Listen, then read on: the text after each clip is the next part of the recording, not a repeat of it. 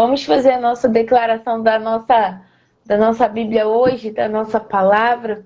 Que a gente possa hoje fazer essa declaração não só para valorizar a nossa Bíblia, não só para internalizar o poder que a palavra tem, mas para a gente entender que essa palavra tem poder de mudar todas as nossas circunstâncias, todas as nossas situações, de mudar tudo que estamos passando, de trazer o reino para a terra e de transformar as nossas vidas de verdade, de dentro para fora e também as circunstâncias que estão ao nosso redor.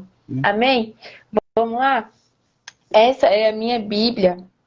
Eu sou o que ela diz que eu sou. Eu tenho o que ela diz que eu tenho. E eu posso fazer o que ela diz que eu posso fazer. Hoje eu serei transformada pela sempre viva e incorruptível Palavra de Deus. Aleluia! Vamos para o nosso estudo então. Vocês estejam aí ligadinhos para a gente ver se consegue terminar a parte de João 13 hoje. E que o Senhor abençoe tia Havana, tio Zé, onde eles estiverem lá no hospital também. Que continue dando força, sabedoria, renovando as forças, porque só o nosso Senhor faz isso. Vamos lá? Amém. A gente vai continuar hoje. Anteontem a gente parou na parte que diz assim: eu lhes digo a verdade, quem recebe aquele que envio, recebe a mim. E quem recebe a mim, recebe o Pai que enviou. A gente comentou um pouquinho sobre isso, a gente falou que na mesa de Jesus há a verdade, a gente falou sobre esse carinho do Pai com a gente também. E hoje a gente vai continuar a partir daí, no texto que diz: então Jesus sentiu profunda angústia e exclamou: eu lhes digo a verdade, um de vocês vai me trair. Aqui a gente já tem que fazer uma outra pausa, né? Primeiro porque está repetindo novamente essa expressão. Eu lhes digo a verdade. Só no trechinho da metade de João 13 para cá que a gente está lendo, já repetiu isso 3 vezes. A verdade. Eu sempre estou frisando isso com vocês. A palavra de Deus não é uma verdade, não é uma verdade relativa. Ela é a verdade. Que a gente possa entender que na mesa de Jesus, tudo aquilo que sai da boca de Jesus é a verdade. O que ele diz é e ponto. Inclusive, aquilo que ele diz sobre decreto sobre as nossas vidas. Aquilo que ele determina é. Se ele diz cura, cura. Se ele diz ressurreição, ressurreição. Se ele diz vida, vida. Se ele diz uma exortação, é uma exortação. Se ele diz que aconteça, acontece. Se ele diz que se abra, que se abra. Se ele diz que se feche, se feche. É assim que o Senhor trabalha, é assim que a mesa de Jesus funciona. Ele tem poder para dizer para a gente toda a verdade. Não importa o que o cenário diga. Aqui nesse cenário, ninguém desconfiava que alguns dos discípulos, algum desses discípulos de Jesus iria trair Jesus. Mas se ele disse, é porque essa é a verdade. E assim é na nossa vida. Tanto quando as circunstâncias estão boas, e Jesus fala uma palavra, a gente diz, não tenho que vigiar com isso não, porque está tudo certo. Se Jesus disse algo, uma direção, um direcionamento, a gente precisa entender que esse direcionamento é a verdade. Se Jesus trouxe para nós alguma revelação, a gente precisa entender que essa revelação é a verdade. Assim como o contrário também, quando o cenário está ruim, quando as circunstâncias estão adversas e Jesus diz pra gente uma revelação e um direcionamento que contraria esse cenário, a gente precisa entender que Jesus tem a verdade. Ele é a verdade. Então, uma vez eu ouvi essa frase e eu queria repetir para vocês hoje. O que a gente tem na parte da terra, o que a gente tem diante dos nossos olhos terrenos, são informações, é tudo informação. Mas aquilo que a gente recebe do céu é sempre revelação. E quando a informação e a revelação se chocam, a gente precisa sempre optar pela revelação. É a revelação que rege as coisas. É a palavra revelada que organiza tudo dentro de nós e fora de nós. É ela que traz a verdade. Independente do que a gente está ouvindo, independente do que a gente ouve, independente dos diagnósticos, independente de tudo que é trazido até nós no nosso dia a dia. Tudo que esse mundo pecaminoso quer trazer para nós de aflição, que Jesus disse que nós teríamos, porque estamos vivendo aqui, e é um mundo corrompido. Independente de tudo isso, o que vem da parte do Senhor é sempre a verdade. E se Ele diz que na palavra dele todas as promessas nos pertencem, é porque essa é a verdade. Quando a gente esbarrar com alguma situação controversa com a verdade sempre vai prevalecer. Amém? Também queria fazer outra observação aqui, que foi que Jesus sentiu profunda angústia. A gente já tinha falado sobre isso. A mesa de Jesus é uma mesa que traz esse sentimento que é muito humano, esse sentimento de saudade, esse sentimento de confronto, esse sentimento de luto, esse sentimento de angústia, esse sentimento de tristeza, esse sentimento mesmo que a gente sente na pele, que é para dizer que Deus, que Jesus estava aqui como 100% Deus, mas ele faz questão de enfatizar na palavra que ele estava sentindo as coisas como homem. Ele só não estava sendo dominado pelos sentimentos dele. Ele sentiu profunda angústia. Não foi só uma angústia, foi uma profunda angústia. A gente já tinha visto no outro texto de Mateus, Mateus 26, que ele estava com saudade, que ele estava fazendo declarações de saudade, de luto, de tristeza. É importante, mais uma vez, eu vou enfatizar que a gente não romantize esse momento da mesa de Jesus. É uma mesa que traz, sim, angústia, traz tristeza, que muitas vezes a gente tem que lidar com esse tipo de coisa, com situações que a gente não gostaria. Aí os nossos sentimentos vêm, o sentimento de traição, o sentimento de dor, o sentimento de perda, o sentimento de aflição, o sentimento mesmo de que vai lá dentro da gente, que tira da gente esses suspiros de angústia, às vezes aquele nó na garganta, aquela sensação de impotência, de não ter o que fazer diante de uma situação. Mas o Senhor vem e lembra a gente de que a mesa ainda é dele. Por mais que a gente esteja passando por tudo isso, a mesa ainda é dele. E aqui ele estava passando por uma profunda angústia, porque ele faz a declaração de que um deles iria trair.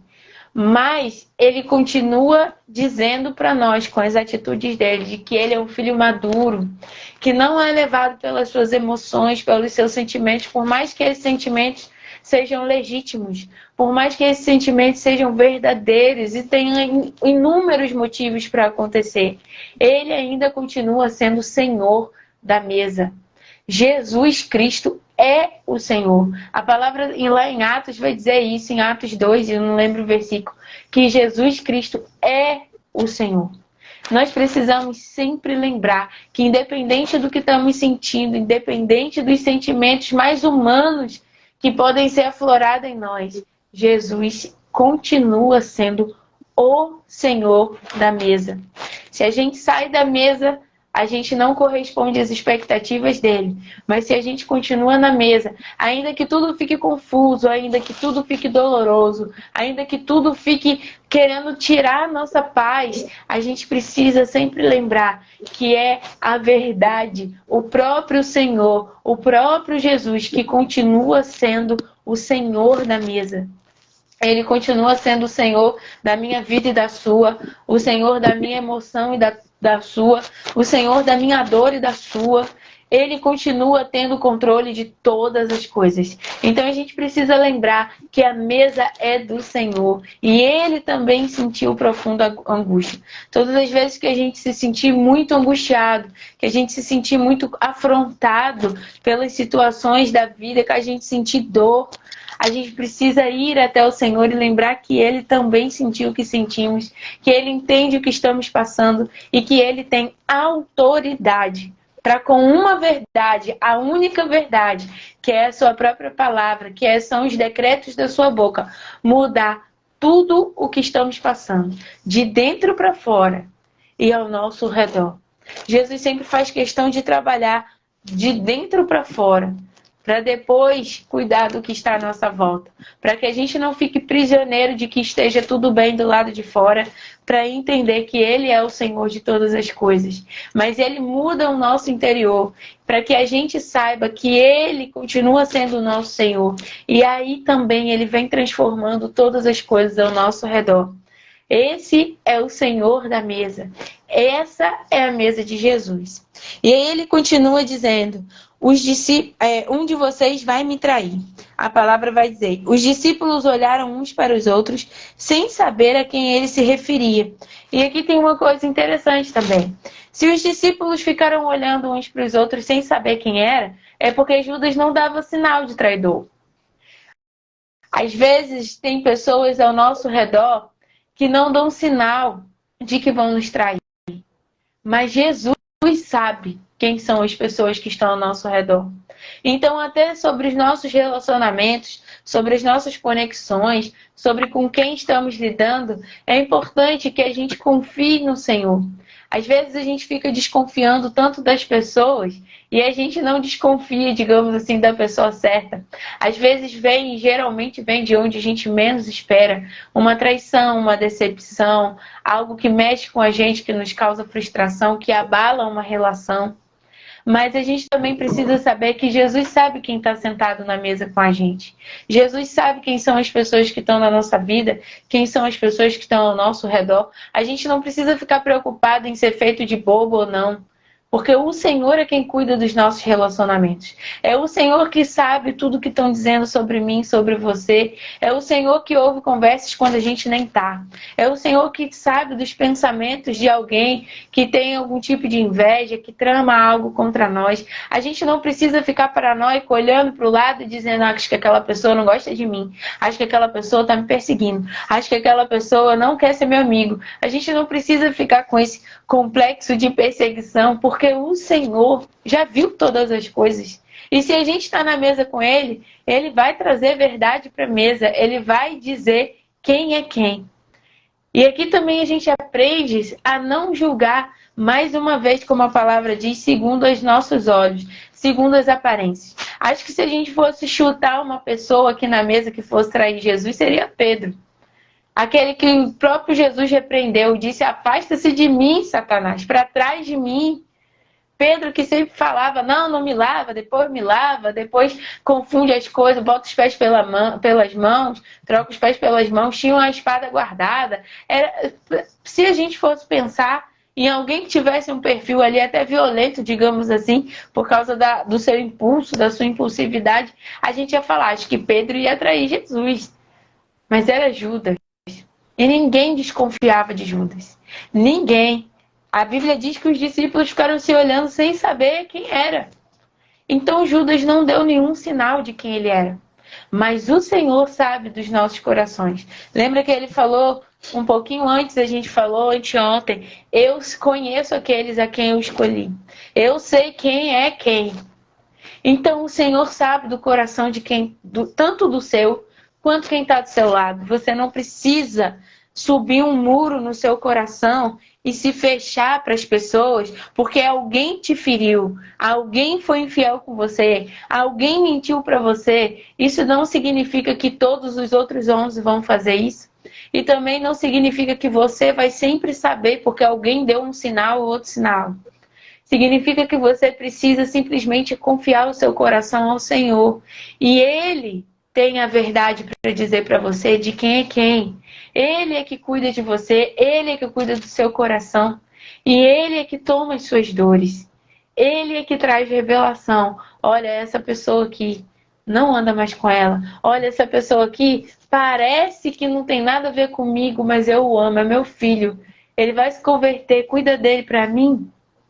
Aí pra gente tomar cuidado, pra gente diminuir diminuir mais as nossas opiniões sobre alguém e deixar Jesus falar sobre quem está na mesa.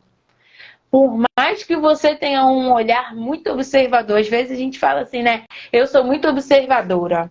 Eu sou muito observador, estava olhando as atitudes de fulano. Muito bom. Coloca diante de Deus e deixa Jesus trazer a verdade. Diminua as suas opiniões sobre quem está na mesma mesa que você. Porque só o Senhor é quem sabe quem é o traidor. Só o Senhor é quem sabe quem é quem na mesa. É importante a gente lembrar isso. Além disso, trazer paz para o nosso coração, confiança de quem é o nosso Deus. A gente cumpre o princípio de a gente não julgar para não sermos julgados. Quando nós formos julgar alguma coisa, é para julgar as atitudes, para que possamos tentar resgatar um irmão de um pecado que leva à morte, como a palavra diz. Não para criticar, não para apontar, não para querer saber quem é que vai fazer o quê. A própria palavra já traz a consequência de quem faz alguma coisa que traz escândalo. A palavra, é muito temor que eu falo, né? A palavra vai dizer, ai daquele por quem vier o escândalo. Então a gente precisa diminuir as nossas observações e as nossas críticas sobre os nossos irmãos e deixar Jesus dizer quem é quem na mesa. Se preocupe com você. Se preocupe em fazer a sua parte. Isso não significa que o Senhor não vai revelar para você quem é quem. Mas se Ele revelar, então você tem a palavra que vem dele, não das suas observações. Tá bom? Vamos continuar aqui. O discípulo a quem Jesus amava ocupava o lugar ao lado dele na mesa. A gente já sabe que João se chamava assim, né? O discípulo a quem Jesus amava. E eu achei também interessante nessa parte, o Senhor me trouxe duas observações quando eu estava lendo, e eu quero colocar para vocês o que o Espírito Santo trouxe para o meu coração. Primeiro, que eu queria falar sobre a palavra aqui, ocupar. A Bíblia vai dizer, o discípulo a quem Jesus amava ocupava. E o Espírito Santo falou para mim assim, dá uma pesquisada nessa palavra. E aí eu fui olhar. E o significado de ocupar é estar na posse de, exercer, preencher, encontrar-se em, fazer uso de. E às vezes a gente olha para alguns dos nossos irmãos, como aqui, né? O discípulo a quem Jesus amava. Ah, então Jesus amava fulano e não me amava? Mas logo em seguida vem a palavra ocupar. João era o discípulo a quem Jesus amava porque ele ocupava esse lugar. Ele tomou posse do amor de Jesus. Ele falou, esse lugar me pertence. Eu vou exercer a função de filho amado. Essa é minha função e eu vou exercer. Esse é meu lugar. Eu vou preencher essa cadeira. E é por isso que ele se chama de filho amado. Porque ele decidiu ocupar o lugar de filho amado. Esse lugar que está reservado para nós, esse lugar que está disponível para mim, para você, essa cadeira que foi puxada pelo Senhor para que a gente se sente, precisa ser ocupada por mim e por você. Não só o papel de filho, que já é o auge, mas o papel de filho amado e mais ainda de discípulo amado. O papel daquele que aprende a respeito do Deus que ama muito e se sentou, ocupou. Então a mesa de Jesus é a mesa onde a gente entende que a gente ocupa o lugar, a gente ocupa a cadeira, a gente exerce esse lugar, a gente toma posse e ocupa. Que hoje você possa decidir ocupar o lugar de discípulo amado, de homem muito amado, de mulher muito amada, de filho muito amado. O amor de Deus não tem limites. Que você hoje decida de fato possuir esse lugar e dizer, eu vou exercer esse papel. Papel de quê? De filho amado, de discípulo que é amado. Eu decidi que eu vou ocupar esse lugar e ponto. Ah, mas você fez isso, mas você fez aquilo, mas você é isso, mas você é aquilo, mas você um dia foi assim, outro dia você foi daquele jeito. Esse é o meu lugar. Eu vou exercer esse lugar. Eu sou um filho amado de Deus. Eu sou um discípulo a quem Jesus ama. Esse lugar é meu e eu o ocupei. Que a gente hoje possa lembrar dessa palavra. Quando a gente estiver se sentindo meio para baixo, quando a gente começar a ficar pensando, poxa, será que o Senhor não está vendo o que está acontecendo? Será que o Senhor não me ama? Será que o Senhor não ouve minhas orações? Poxa, mas fulano me rejeitou, mas fulano não quis falar comigo, mas fulano não me valorizou, mas fulano me traiu. Que a gente possa lembrar, ei, eu estou na posse desse lugar. Eu estou exercendo esse lugar. Que lugar? De discípulo muito amado, de filho amado do Senhor. Eu estou ocupando o lugar ao lado de Jesus na mesa. Que a gente possa sempre trazer isso à memória. Eu decidi ocupar esse lugar. Não importa o que vão fazer comigo, não importa o que vão pensar de mim. Importa que o lugar de filho amado estava vago e eu assentei nesse lugar. Eu tomei posse desse lugar e eu vou exercer o papel que eu tenho nesse lugar. Que a gente possa lembrar disso, que a gente possa trazer isso na nossa mente todos os dias. Quando você acordar, se eu posso deixar uma tarefa para a gente hoje, é dizer todos os dias quando a gente acordar, eu ocupo o lugar de discípulo muito amado, de filho muito amado do Senhor, e o amor de Deus não tem limites por mim. E aí o Senhor também, quando eu estava lendo, me trouxe na mente, foi como se ele dissesse assim para mim, sabe por que João entendia o tamanho desse amor? Aí eu falei assim, não, Senhor, eu não sei. E aí o Senhor me lembrou da passagem que está lá em Lucas 9, do 51 ao 54, que conta que Jesus enviou João na frente com o Tiago, com os discípulos, para poder pregar um povoado de Samaria. Jesus estava indo para Jerusalém, né? E aí ele enviou os discípulos na frente para pregar o povoado. O povoado não aceitou a mensagem dos discípulos, porque a Bíblia vai dizer assim, estava claro que Jesus estava indo para Jerusalém. Digamos assim, eles estavam com um ciúme, entendeu? Do que estava contra que Jesus estava indo para Jerusalém e decidiu passar ali no meio do caminho. E eles não aceitaram a mensagem que João levou com Tiago, com seu irmão, né, que era irmão de João, e com os discípulos. Aí João e Tiago, que eram considerados filhos do trovão, eles vêm falar com Jesus. Olha, Jesus, eles não aceitaram a mensagem.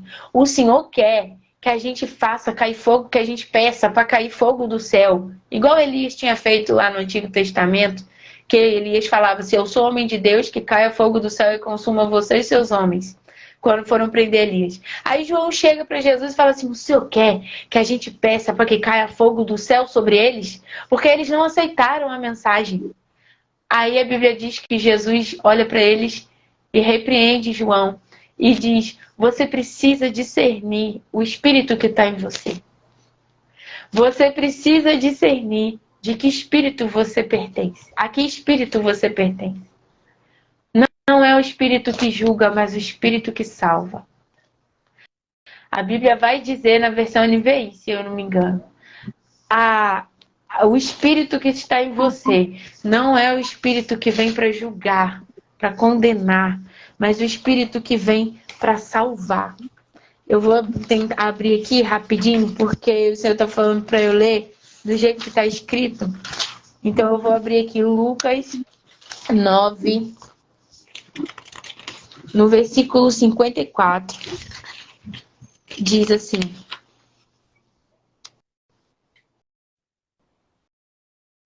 Senhor, queres que façamos cair fogo do céu para destruí-los? Aí no 55 Jesus diz, mas Jesus, voltando-se, os repreendeu dizendo, vocês não sabem de que espécie de espírito vocês são, pois o Filho do Homem não veio para destruir a vida dos homens, mas para salvá-los. E foram para outro povoado. Então eu queria deixar para vocês essa revelação que o Senhor me deu. Quando ele disse, você sabe por que João ocupava esse lugar? Porque nesse dia ele entendeu qual era o espírito que havia dentro dele. A quem ele pertencia. Ao espírito de salvação e de amor. Não de condenação e destruição. Então ele tinha consciência, ele tinha tido uma experiência individual com Jesus. Ele tinha sido repreendido pelo próprio Jesus. E a repreensão de Jesus trouxe para João o entendimento de que ele era muito amado. de que ele era amado, que Jesus não veio destruir ele não, Jesus veio amar ele. Assim como Jesus amou aquele povoado que nem aceitou a mensagem, que dirá ele que estava ali amando Jesus. Que eu e você possamos lembrar disso hoje também. Nós somos e pertencemos ao Espírito que veio para salvar e não destruir a vida dos homens. Vamos continuar aqui para ir para o finalzinho já. Simão Pedro lhe fez um sinal para que perguntasse a quem Jesus se referia. Fez sinal para João, né, que estava sentado do lado de Jesus. Então, o discípulo se inclinou, que era João, para Jesus e perguntou: Senhor, quem é? Jesus respondeu: é aquele a quem eu der o pedaço de pão que molhei na tigela. E depois de molhar o pedaço de pão, deu a Judas, filho de Simão Iscariotes. Aqui tem umas coisas interessantes também. João estava ao lado de Jesus, mas precisou que Pedro quisesse saber a resposta, fizesse sinal para João perguntar para Jesus quem era. A gente precisa muito uns dos outros. Eu preciso muito daquilo que tia Vana tem para me ajudar a me aproximar de Jesus. Tia Vana precisa muito do que tio Zé tem para ajudar a aproximá-la de Jesus. Às vezes a gente está do lado de Jesus, mas a gente vai precisar olhar um sinal que alguém está fazendo para isso aproximar a gente dele. Para isso fazer a gente conseguir alcançar de Jesus respostas. A resposta de João passou por Pedro. Pedro precisou fazer um sinal para que João se tocasse. Ah, eu posso perguntar para ele quem é, ele vai dizer. Ele tem verdade na mesa, tem revelação, tem intimidade. E aí ele fez. Assim como acontece lá em João, no capítulo 20, do 3 ao 5, a gente vê quando Pedro e João receberam a notícia através das mulheres, né? Ali de Maria, que Jesus tinha ressuscitado. Os dois correram para o túmulo. João chegou primeiro, mas João não entrou. Quem entrou foi Pedro, que chegou depois. Depois que Pedro entrou, João entrou também. A gente vê Pedro, a personalidade de Pedro na caminhada com Jesus, complementando a personalidade de João. Assim como a personalidade de João complementava a personalidade de Pedro. Ele tinha consciência do amor dele. E Pedro se sentiu rejeitado por Jesus quando ele mesmo rejeitou Jesus. Aí Jesus foi lá e resgatou Pedro.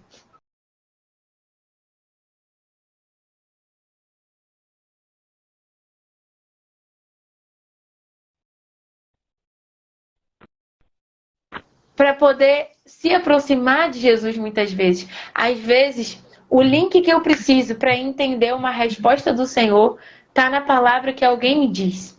Às vezes, a chave que eu preciso virar para conseguir de Deus a resposta, para entender um pouco mais do coração de Deus, para a revelação chegar até mim, está no testemunho de alguém. Está na atitude que alguém teve e eu não tinha tido. Está na coragem que alguém teve e eu ainda não tive. A gente precisa uns dos outros na mesa. Aqui a gente vê claramente quando um ajuda o outro a obter uma resposta. A resposta que vai ajudar a todos, que vai trazer revelação a todos da mesa. E aí a gente chega, né, na palavra que Jesus respondeu. Mais uma vez eu quero frisar, na mesa de Jesus há resposta.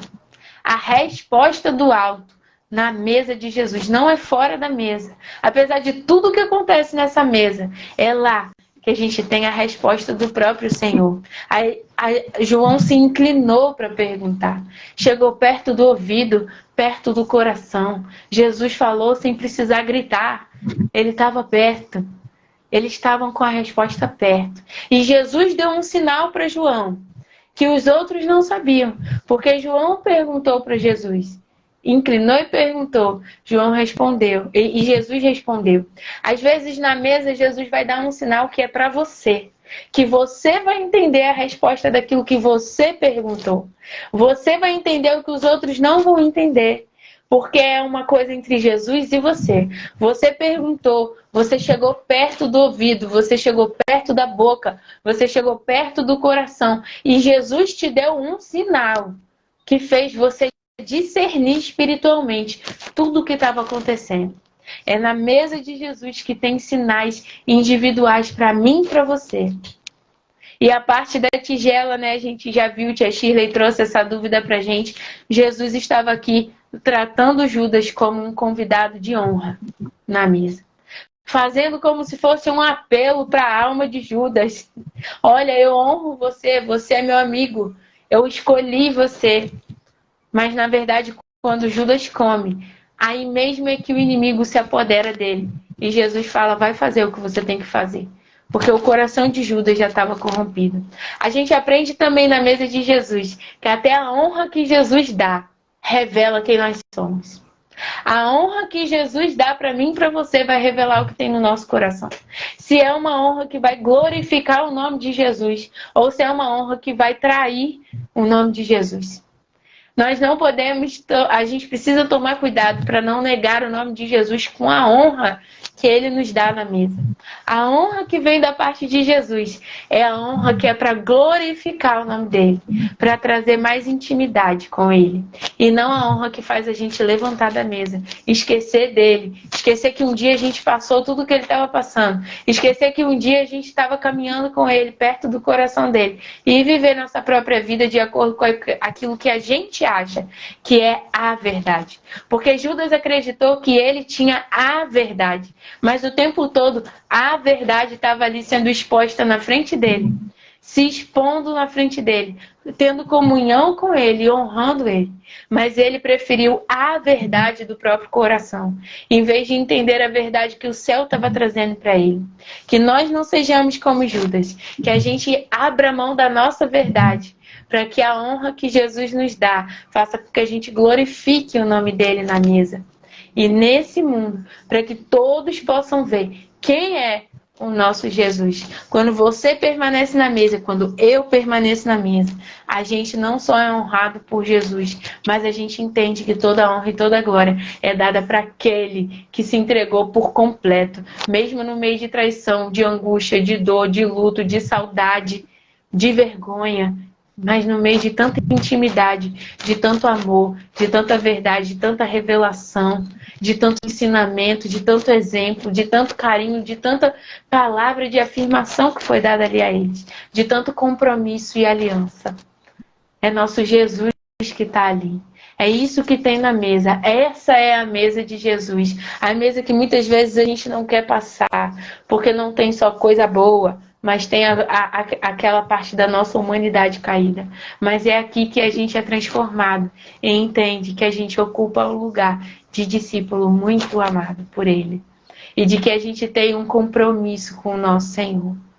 Espero que na segunda-feira, se Deus permitir, a gente possa entender um pouquinho mais sobre o casamento, para que daquela época, o casamento do povo judeu naquela época, para que a gente entenda de fato o compromisso que nos foi proposto aqui e depois a gente entrar na mesa do Espírito Santo. Amém?